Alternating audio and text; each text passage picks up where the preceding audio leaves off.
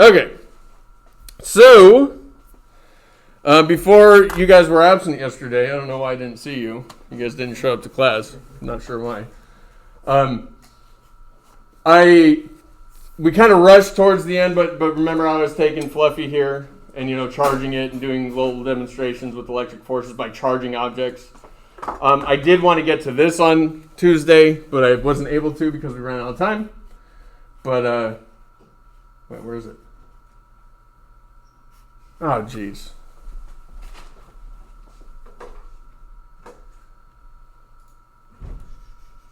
Where are we? Here we go.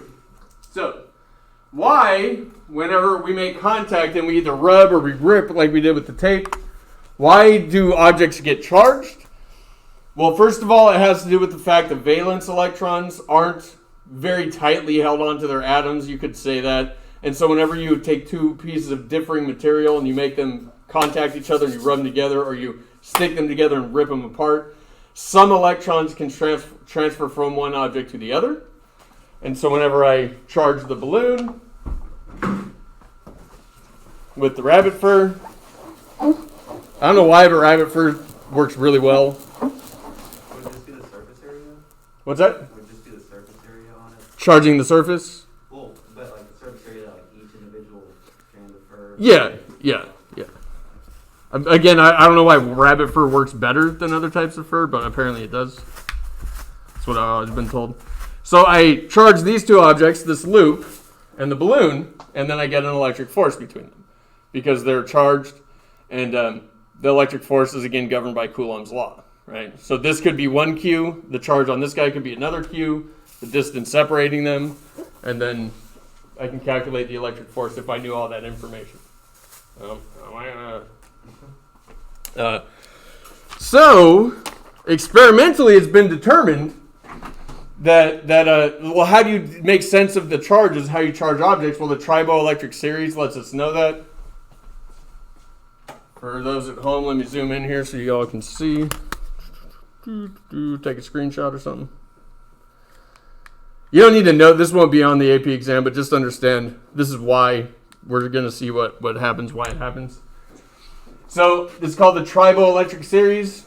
It can be arranged either from the negative to positive or positive to negative. But it listed up here on this particular Triboelectric series, it says that these objects tend to lose electrons when in contact with anything below. So if I take, like, say, hair, rip my hair out and rub it on a rubber balloon, my hair will tend to lose electrons and the rubber balloon will gain electrons. If something loses electrons, you learned this whenever you did ionic bonding in chemistry. If an atom loses an electron and becomes an ion, then it becomes a positively charged ion or a cation. And then if it gains electrons or gains an electron, then it becomes an anion. It's negatively charged because now it has an excess of negative charge. And so that's why you see rabbit fur is up here at the top. Rabbit fur really likes to get rid of its electrons for, again, some reason. And then if we go on the other extreme, we get like polyethylene, polystyrene, poly something or other chloride, polyvinyl chloride, PVC. That's down here too, so that PVC pipe, it tends to gain electrons, and the rabbit fur tends to give up electrons just by making contact and rubbing them together. You can transfer electrons from one to the other. So when we charge an object, we are taking electrons from one object and depositing them on another. Now, if we just let it sit there for a while, then electrons will just naturally migrate onto the positively charged objects to neutralize them over time, and then we'll talk about how this happens. It's mainly because of water molecules. Then it will rip electrons off of objects to get negative charge, and over time they'll stop. So before I left the other day, I charged this balloon, and I threw it up on the ceiling, and it actually stuck. It's not doing it this time. It's kind of deflated. But I charged the balloon, and I stuck it on the ceiling, and when I came in this morning, it was on the ground. So it had fallen. So over time, this charged balloon will actually become neutralized just because of the ambient air. Do you have a question? Does that mean, like, the objects will, like, change weights weight or mass by a microscopic amount? Yes, but microscopic. Because you learned that The mass of an electron is exceedingly small. Yeah, very, very tiny. But yes, sure. In reality, yes, it changes weight just a little bit. Okay, so that's how you know. If you wonder why, because I'm gonna do some more demos today, and it's like, well, which one's negatively charged and which one's positively charged? Just pull up a triboelectric series and you can see, right? It's easy to see or feel electric charge, but if you want to know whether it's positive or negative, you either have to do some pretty complex experiments, or you just gotta look up the triboelectric series, and you'll get your answer there. Cool beans? All right, so why is this balloon sticking to the wall? I know you watched the video, and I think he goes over this a little bit. But why does the balloon stick to the wall? The wall's neutral, right? If things aren't neutral, they shock you when you touch them, especially if it's a large object. What's that? Rearranging electrons or charges. Yeah, the locations of the charges, right? Yeah. So it's called charge polarization, right? We see this a lot. And you've dealt with it before, whether you remember it or not. I've mentioned it already today. So PhET has a nice little simulation. Now, remember, all objects have electric charge. All objects have massive amounts of electric charge. You have any object, even a tiny object like this little tiny rattleback here, has trillions of protons and trillions of electrons. Right? Get out of the mindset that a lot of high school students are still in, that, like cells in biological organisms are comparable in size to atoms and molecules. Not remotely true. Atoms and molecules are so much smaller than cells. It's ridiculous. They're very, very tiny. So this is just kind of an exaggeration just to kind of give you a feel for it. That was Alex that said that, right? Or was that Trenton? That was Trenton. Okay, Trenton. As Trenton pointed out, I take the balloon and I rub it on the shirt. It's now attracted to the shirt, right? Because it's taking the electric charge off, the electrons off. If I look up the triboelectric series, let's see if this is actually correct. Wool loses electrons, so it becomes positively charged. Rubber balloon tends to gain electrons. It's farther down on the triboelectric series, so it tends to gain electrons, so it becomes positively charged. So that's wrong, right? Oh, no. No, it's right. No, yeah. The wool lost electrons and became positive. The rubber balloon gained electrons and became negative. So this is correct. And there is an attractive force between those two now because those are two charged objects. Now, why does the balloon stick to the wall whenever I move the balloon close to the wall? Remember, the wall, everything here is an insulator, right? Everything here is an insulator. When you think conductors, think metals. Everything here is an insulator, which means the charge isn't free to move around easily. But what can happen is I can have an atom. And whenever I talk about atoms and molecules and stuff like this, just understand that when you talk about quantum mechanics, it's much more complicated how bonds actually form and all that stuff. But we can approximate, or we can just kind of approximate things. If I have, an atom, let's say it's a hydrogen atom, positive charge and a negative charge. That negative charge is in constant motion. It's always all over the place. But if I bring in a positively charged object, then that electron is going to now spend more of its time over on this side because it's attracted, right? Conversely, if I have a negative charge on this balloon and I move it towards the wall, the negative charges in the wall, they don't flow away like they would if it was a metal, but the atoms just kind of reorient the orientation of the atoms, the electric charge orientation of the atoms, so that the electrons leave the surface. They leave the surface, but they're not flowing like electricity. They leave the surface, and so the surface of the neutral object gets an overall positive charge. Overall, it's still neutral, though. But because the surface of that neutral object now is positive charge, then I get the attractive force, which is what we see with the balloon here. Which is also what we see with the can. Now, the can is a conductor. So there's something that's important to note here. Now, I'm going to take my PVC. PVC is somewhere down here, right, by polyethylene, polystyrene, polyvinyl chloride, right? It's somewhere down there. And so if I take the rabbit fur and do this, well, the rabbit fur is going to lose electrons, so it becomes positively charged. This is now negatively charged. This can is neutral. It's neutral. Even if it wasn't, as soon as I touch it, it becomes grounded, right? And when you ground a metal, it just loses all of its charge.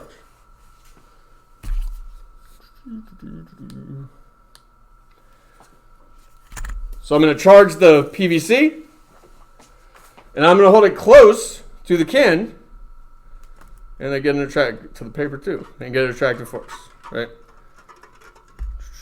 Now, what's different here than with the wall is that the can's rolling. Notice the can's rolling, right? This is important to remember. This is gonna take us through literally like this. We're gonna be considering stuff like this for the rest of the year. The can's rolling, which means if I was to do this, right? This guy is negatively charged. So when I go like this, it pushes electrons in the surface from the surface into the wall, and then I get an attractive force. Same thing happens here, but then the can starts rolling. So if it starts rolling, if I push the electrons to this side, and then it rolls, those electrons should be coming to this side, and so I should get a repulsive force at that point. But I don't see that. I don't see that. It's constantly being attracted. And that's because this is a conductor. And conductors allow charge to move freely very quickly. Very quickly. So as soon as it starts rolling, the electrons, those excess electrons, still want to stay far away from the PVC. And so they do. They're allowed to move through the metal, and so they just stay on the other side. Which is why I get, this is a neutral, but I get a net positive charge on this side, net negative charge on this side, and that charge stays as it rolls. Because the electrons are allowed to freely move within the can. And it's very important to understand that. Because when you charge a conductor, a conducting material, it essentially happens instantaneously, almost instantaneously. Okay. Cool beans? Sound good? Sound fun? Charred? Nice. Gross. Okay. Now you've dealt with charge polarization before, and this is why things over time tend to lose electric charge if exposed to the air. Because water molecules tend to be neutral, right?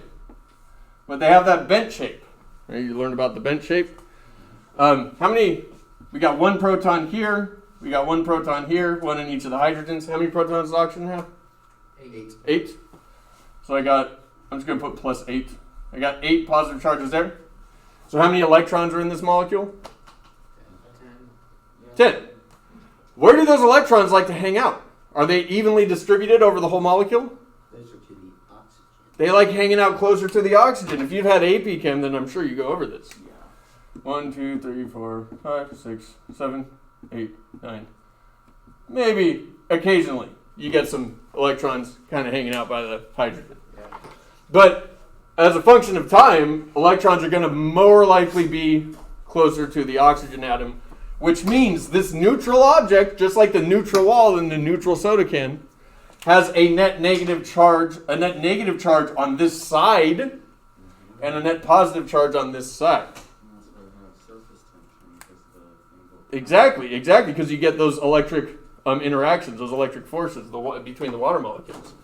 This also means that if you charge an object and just leave it exposed to air, this water molecule can come along, and if I have an extra electron on the surface here, and water molecule gets close enough, it can actually grab that extra electron. Right? It's not going to hold on to it for long because it's not a neutral molecule now, but it can just put it somewhere else. Right? These excess electrons can be just grabbed onto by water molecules and redistributed elsewhere. Conversely, if I have a net positive charge here, if I have an object that has a net positive charge on the surface there, then since there's so many electrons over here, on average more than 8, and there's only 8 protons in that general vicinity, one of these electrons can migrate up to there, right? So that's why charged objects, if you just leave them over time, will lose their charge. So is water a conductor or an insulator? Water is an insulator. So why do you get shocked if you dropped your... You don't if it's distilled water. What actually makes water conductive? The minerals dissolved in it, the electrolytes, right? Okay. All right, that makes sense. Yeah, distilled water, don't try it. But if you have pure distilled water, now again, anything can become a conductor if you have a big enough electric field, big enough potential difference, voltage. I mean, you're already gonna die then, so. But yeah, if you sit in a tub and perfectly distilled water and stick a wire that's connected to the wall outlet, you'll actually be fine. Don't try it though, because you have to be 100% sure that there's no minerals dissolved in that water. But when you dissolve minerals, you get ions, right? It's the ions that are electrically conductive because they're electrically charged. Fun stuff, right? Don't do it though. I'm on the record. Do not try that experiment. You do it for us? No. In fact, if you're using any electronic device, actually, like after maybe the 40s or 50s, it won't even work anyway because as soon as your surge protectors, your fuse boxes in your houses, your circuit breakers, I mean, they'll trip. They'll trip before you get a chance to get electrocuted. So. If it's insulating clean off, would it not be over like too much current? Like would it still like draw power, but not draw too much current to trip the circuit breaker? There's a little bit of ions, but like. Probably, yeah. I'm not really sure though. So also, would water want to stick? If you charge the balloon and you just left it out, would water like stick to the balloon, or would just water molecules just tend to get around it? No, they have a lot of kinetic energy. So if there's enough water molecules and the temperature is low enough so that they slow down enough, then they will, and that's how condensation happens, right? But no, the water molecules are whizzing by real fast. Okay. And so they'll just grab them and then redistribute them elsewhere and stuff like that. What's that? It's just steal your electron. Yeah. But then to give it away to someone else, though, right? It's like the Robin Hood of subatomic particles. Okay. So with all that stuff, that's. Oh, now we want to get to the electroscope. So this is something that Mr. Fullerton described. This is something that we normally do not really a long lab experiment, but something that we do. We let you guys get some hands-on experience with. Obviously, this year we can't.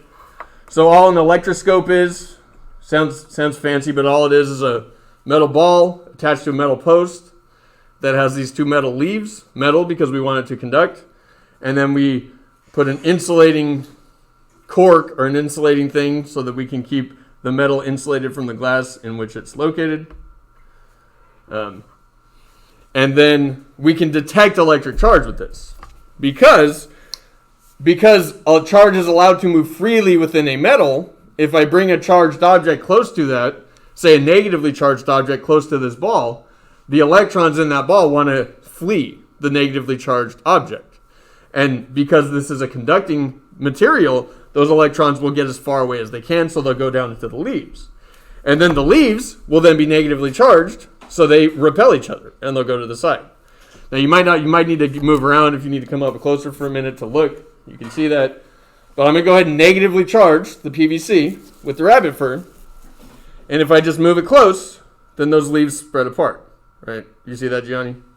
Yeah. I'll move it a little bit so if you can't see from where you're sitting, you can. Move it close, and the leaves spread apart. And then you go back, and I got some charge on it. If you move the rabbit fur close to it, will it get in negative? The rabbit loses its charge. Rabbit fur loses its charge pretty rapidly.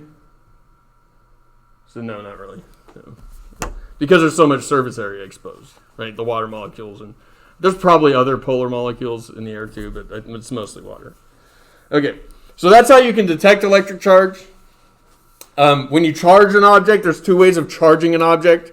By conduction, which is contact, right? Just like heat transfer by conduction. You make contact, physical contact. I'm conducting charge from the rabbit fur to the PVC when I make contact here. So I can conduct charge onto the electroscope just by making physical contact. And, giving, again, this is an insulator, but it is charged and it will let charge flow off of it, leak off of it. It'll just take a little bit more time. It doesn't act like a conductor, which happens almost instantaneously. But I make some contact here. And just give it time. I move it around a little bit. And then I have the leaves that are now, if you can't see, again, you can come up and look if you want. The leaves are now spread out a little bit, right? Because I've conducted negative charge onto this. The electroscope now has a net negative charge. And it's not even on the video here. There we go. So I'm going to do that again. Notice when I touch it, oh, that must be charged. There's like a big metal object you can touch. Yeah, I need like a ground wire. There's an outlet right there. Maybe, like, So I'm getting some charge on it. The leaves spread apart. Mr. Grant, maybe touch that big metal thing back there that you totally control. Like just touch it. Specifically the red button. These electroscopes sometimes.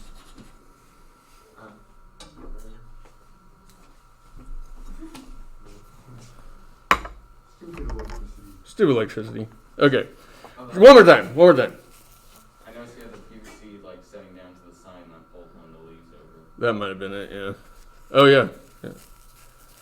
Okay, so conduct electricity, a charge by conduction. You might have heard a little zap there. There's a little shock. And now it's charged.